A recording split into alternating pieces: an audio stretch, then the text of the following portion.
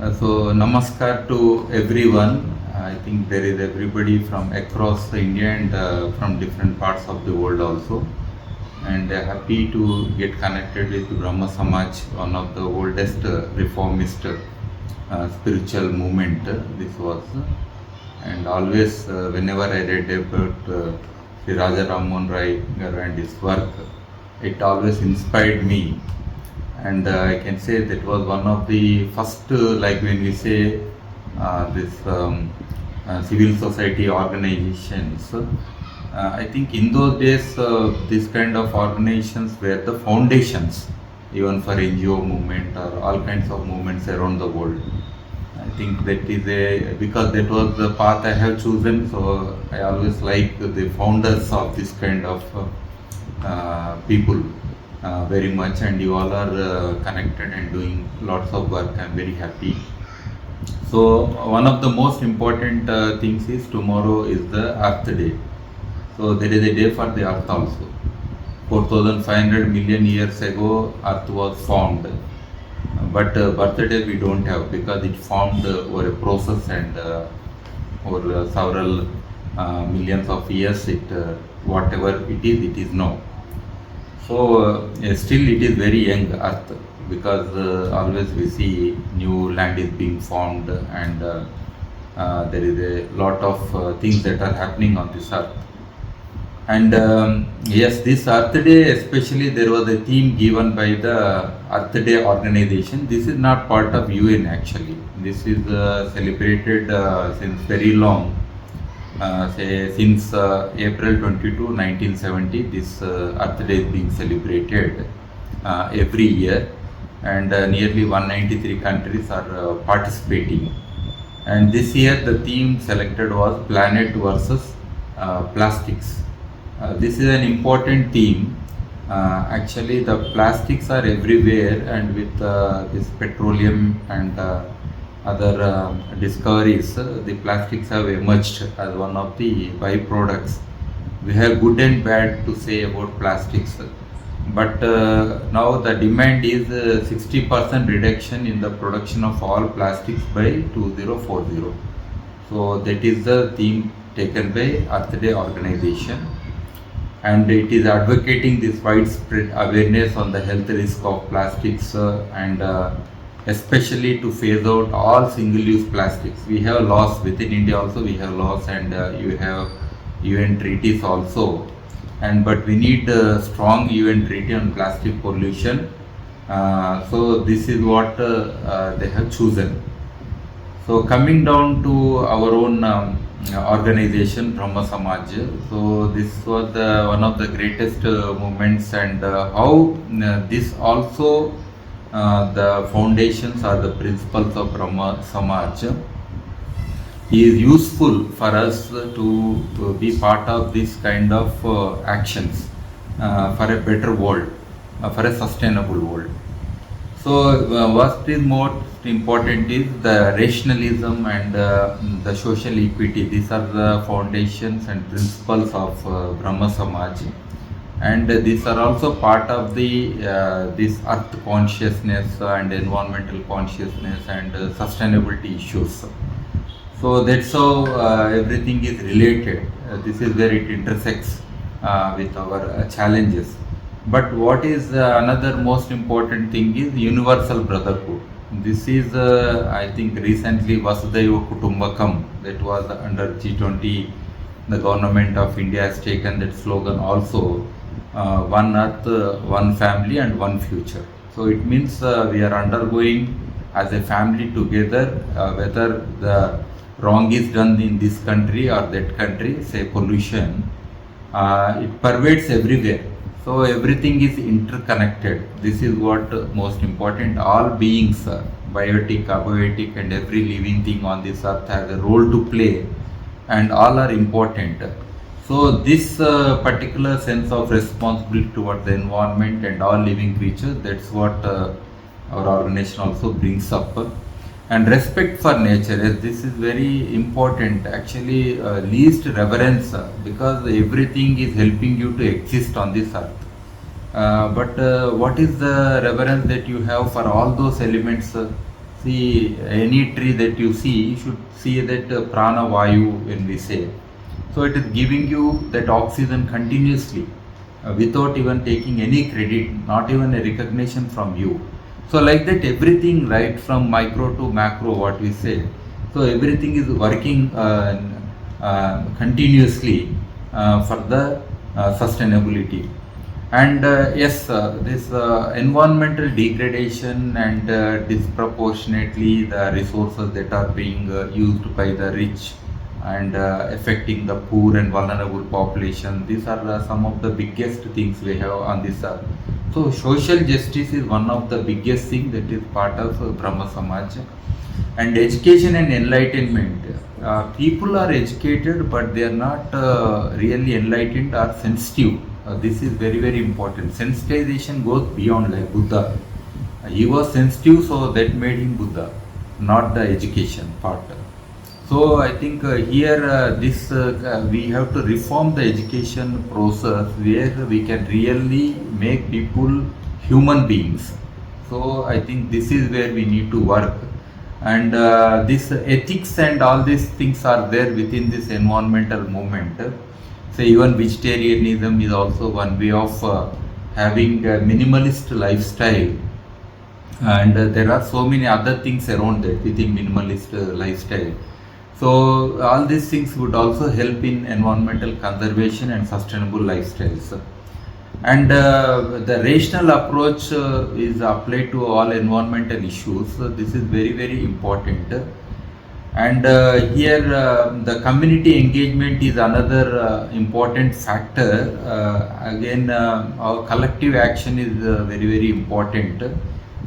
Say on many issues people are silent because they think it is not related to me.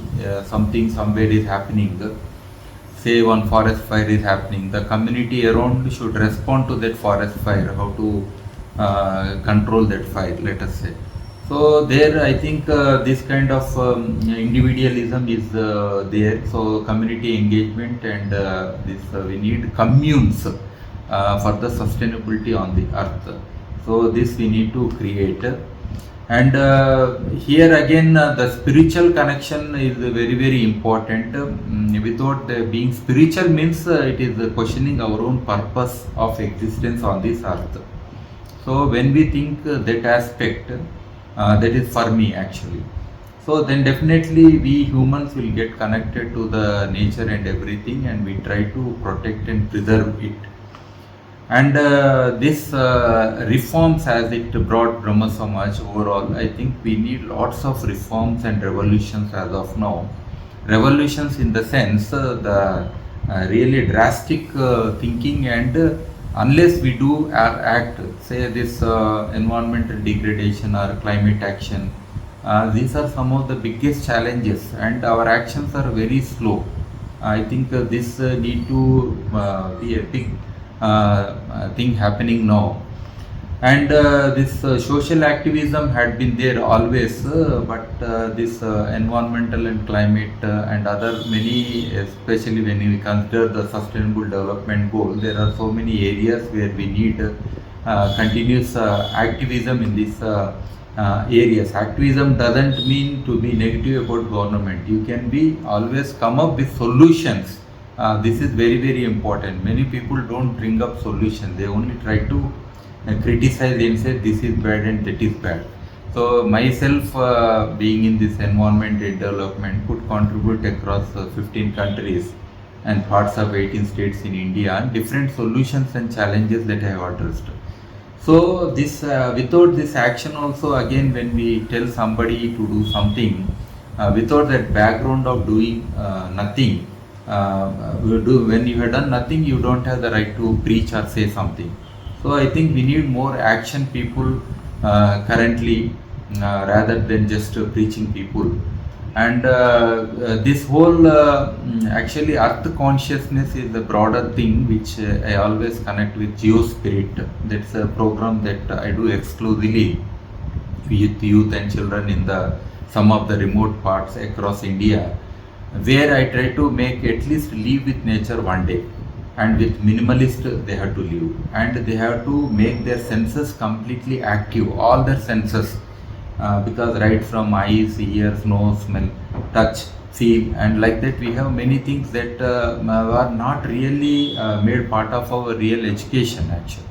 So here, by taking them out and making them live with nature one day, definitely they think their own values also will be enhanced, because when they know that there is everything around them, one for all for one. That is one of the biggest realizations once they get. Then this earth consciousness would develop. This earth consciousness should be there right from the day of your birth till death, because the earth is your mother. So this consciousness we are developing. And there is this climate change is one of the biggest issues, and greenhouse gas emissions. We know the temperatures are increasing every year, and then even record break temperatures are happening as of now. And renewable energy sources is another big issue. So we need to work a lot. These are the challenges. And biodiversity, yes, microbial biodiversity, nobody is questioning, not even documented, and they are completely disappearing with the kind of say right from agriculture or deforestation, or with climate change like thing, or even natural disasters. So much of abuse is happening on this earth, and think endangered and rare and threatened species are there. So how to conserve them, how to protect them. So here I recommend kind of even micro jungles. 1 million micro jungles is one of the concepts that I am working on. Or even geospirit centers. Leave some area, part of whatever land or property that you possess, have on this earth, at least 1% to 10% you leave for the natural as it is. Let the local endemic species come up. Let there be some biodiversity. Let us preserve them somewhere at least.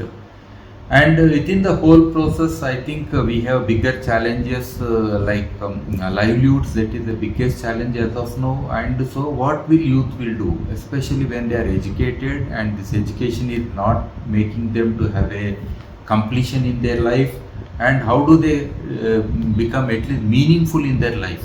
So this livelihood is not just alone income alone. The completeness is another broader aspect within livelihood.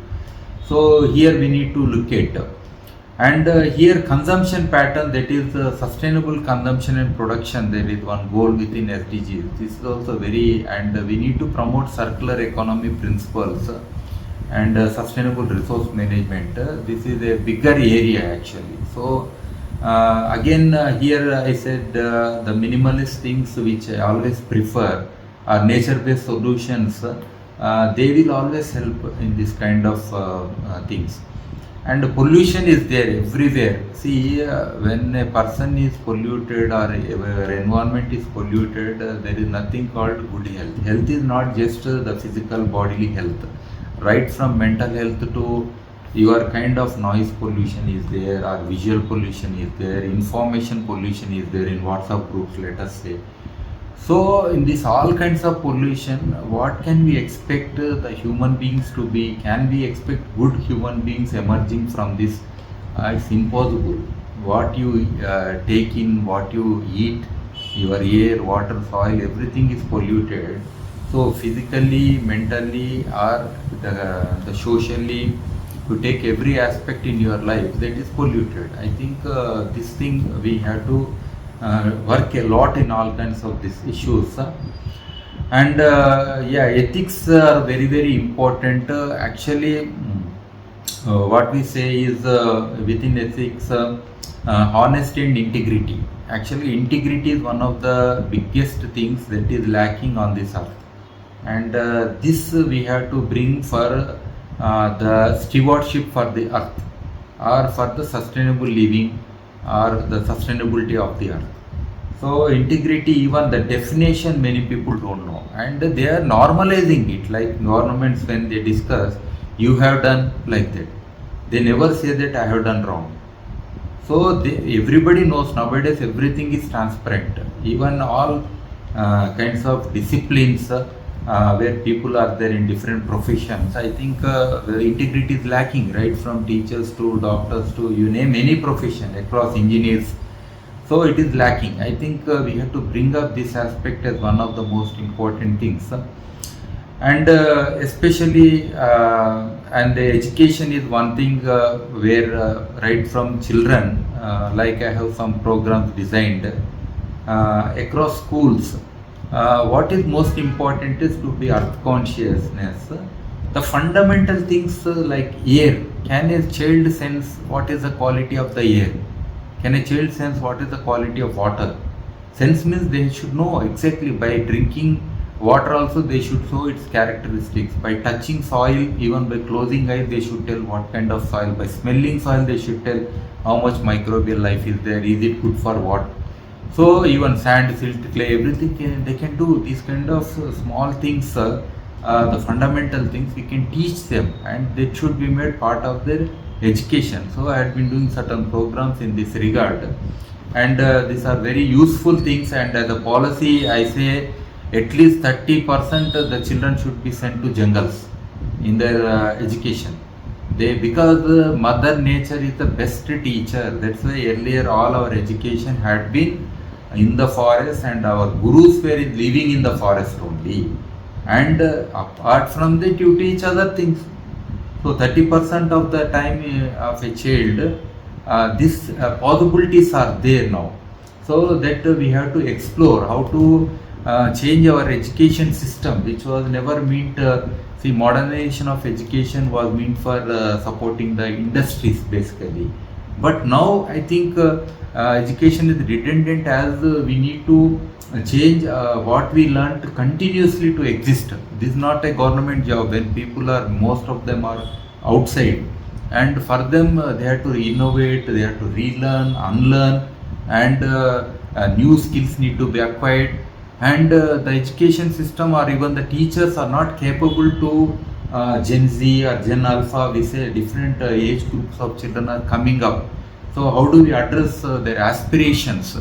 So can they guarantee, when a child is studying and telling I am getting 100 out of 100 marks now in your class, but can you guarantee my livelihood? So there is no guarantee as such. So there is a thing that we need to look at. And grassroots movements, these are most important, which are required actually all the time. Local action is very, very important. We might have global consciousness, but what you are doing at your own level within your vicinity. So these are and innovations and technologies, these are very, very important. Continuously we need to adopt, and then only we can address the challenges. And partnerships, these are part of SDGs also, and we need to bring up lots of partnerships across all kinds of organizations, public, private, governments, industries, everybody, communities, civil society organizations, and across borders also. There is no national borders as of now, because we can think anything on this earth as of now, and our information and our communication and connectedness across. Even the stock market in America, if it comes down, then Indian stock market will come down. If there is corona in China, even the corona will be in India. So like that, we are globally well connected now. So that way we need to have this kind of partnerships and understanding, and we should work that universal brotherhood, as we said, or Vasudhaiva Kutumbakam, as one earth, one family and one future. So this consciousness we have to develop. And especially working for indigenous communities, this is very, very important. Like rare, endangered and threatened species, many local like Chinchus, I had seen their population has come down in Alamala Hills, where Project Tiger and everything is there. How come one tribe population is continuously coming down and nobody is thinking about them? They were like aborigines of India, one of the oldest tribes. So we need to think about them. They said one thing, the honeybee is also not there nowadays, because the honey collection that they were dependent, it has drastically come down. So it's the biggest thing that is happening on this earth. Without honeybee, I think our food security and future is at stake. We need to think twice, and that too, this communication is coming from them, the original people who have observed all these things. And soil health, this is the biggest challenge, and especially this year I am committed to with 1 lakh farmers to change their soils and improve their soils. I am a biochar expert and I am the pioneer for biochar in India, right from Uttarakhand, UP, Karnataka, Gujarat, Andhra Pradesh, Telangana, and different places. I am already in Maharashtra. So I am traveling and I am giving trainings and I am working on that. So this is when we say earth, also another jargon is soil. Both we say earth. So here mitti mati, both are also related. So here without understanding the soil and what is happening to that, our existence is very very difficult. So we have to rejuvenate and we have to rectify the problem that we have created to our soils. So there is a lot of issues need to be addressed here, and this awareness is one big thing. I think we have to continuously raise awareness across by all means, and especially children and youth. They are the most important stakeholders, and we have to create specialized groups with them, and then continuously we have to work with them, like earth clubs or eco clubs or youth. Many groups are also there. We can encourage them to join those international groups and participate, and also we need to conduct special trainings, or they can access lots of online courses and they can work on. This is also another way for them to get updated, and so that way we can encourage them. And here eco-friendly things and reducing, right from refusing, reducing, reusing, recycling, repairing, refurbishing. I think all these concepts are there. Even today when I need to purchase one mobile, I told my son I will buy only the second-hand product, and when I purchase the vehicle I will buy only, say, let us use it completely, let the life cycle of that product be complete. Why we want to buy again and again new things? So there is nothing wrong. So I think this even right from water conservation, or many especially urban people, they don't give anything. Actually they are only magnets to draw everything from all the rural areas or from the nature and everything. But their contribution, the vice versa, is very little. Their impact is very high. Whether it is ecological footprint or carbon footprint, so all these are very very high. So again we are very passionate about organic products, but in reality when your air is polluted, water is polluted, and your soil is so much polluted, we doesn't even know at what level. So can we really create products? Second thing is the cost of organic products. The person who is working in that field also doesn't consume, he sells somewhere. So I think these are some challenges that we need to look at. Again, unless everybody consumes or accessible, then it is an exclusive product. So that way we need to look at. Then here tree planting is one big fashion, but I say what kind of plants you are planting? People useless plants they are planting. I think you have to do an audit. You should understand completely what is the local biodiversity. Second thing, what is the relationship between the plants and the communities. Even by watering an existing plant, it is more than planting a new sapling. You are just killing them by just planting. It is only for social media purpose, a selfie driven kind of campaign is happening nowadays, and exotic species are there everywhere, and we are seeing those flowers and trees and taking selfies and taking pictures as though we are in some other country. Nobody would believe in the future that you are here from like that. So I think this kind of damage also we have to avoid. Let us plant fruit trees, let us plant flower trees which will help the honeybees. Let us plant some trees which will help the monkeys or any other animal that is existing. So even let us plant the trees which will help the local wildlife also. They can come and have at least something for them. So like that. So I think in the policy advocacy is one big thing. That's a continuous process, and we need to work at all levels, local, national and international level, to address on all the above issues. and especially green buildings. I have constructed one house recently, and it became very popular because I used only local resources and with the minimalist concept. See, you need not be certified as something like you have got this certificate for green buildings. No? So it need not be like that. You do, even a hut is also most beautiful green building. If it is possible, do it, leave it. You feel very comfortable. Okay. So this kind of things we can look into, and green infrastructure, especially urban spaces, there is very little green spaces. These lawns, everything, you have to ban them actually. They are high water consuming and they have no meaning except for that kind of high-fi look. We have to bring everywhere, even on the street also. Let us say mulberry fruits, some of the most beautiful fruits, you plant them everywhere. So many birds will have, even people can eat like anything. They like kala jamun or every fruit tree you can plant. So this we have to bring up, I think, and industries also should be more responsible for their actions. Pollution in the name of economy, you cannot sacrifice your environment, and also energy consumption in the whole process of economy. Too much energy, they say, too much high GDP. The more energy consumed, the higher the GDP. So this kind of relationships we have, but sacrificing the environment. So between this triple E, so this kind of thing is happening.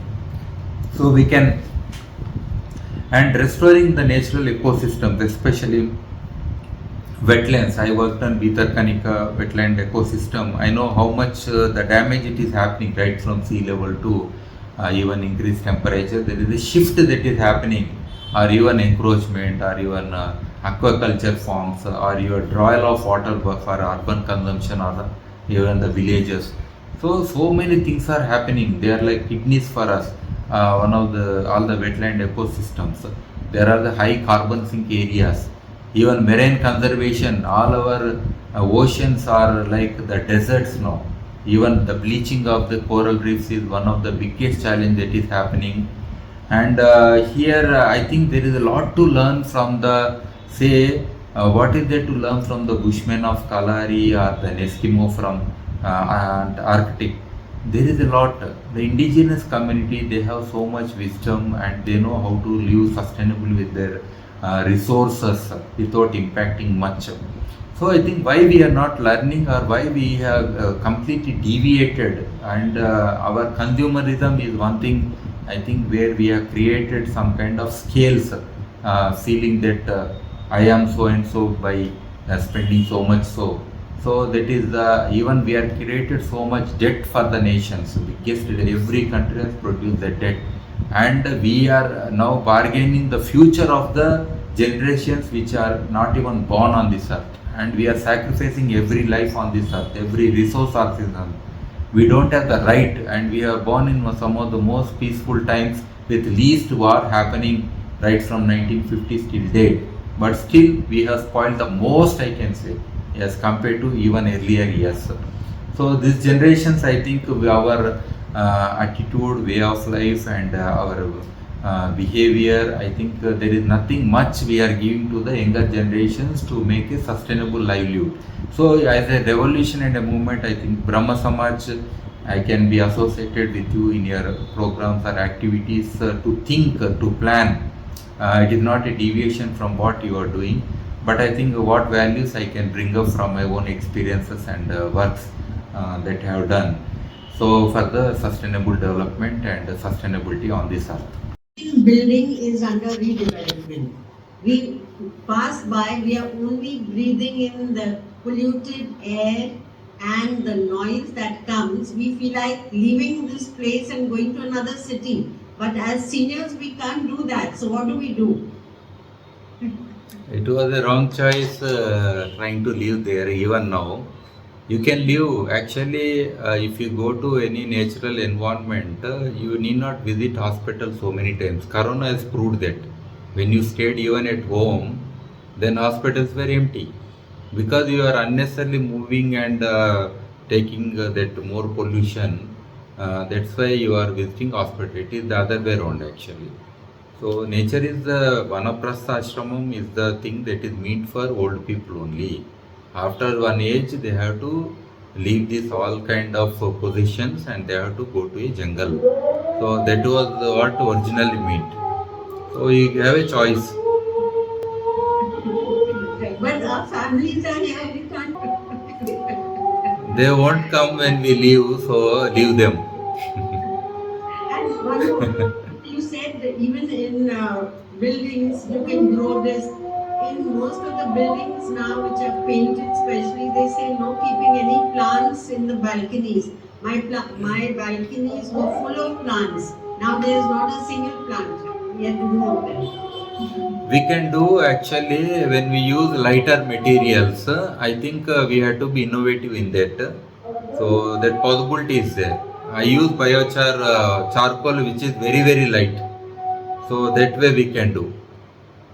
Charcoal soil. Yeah, charcoal amended soil is very light, so that can be used and we can convince them also. And with less soil, we can grow more. So these possibilities are there.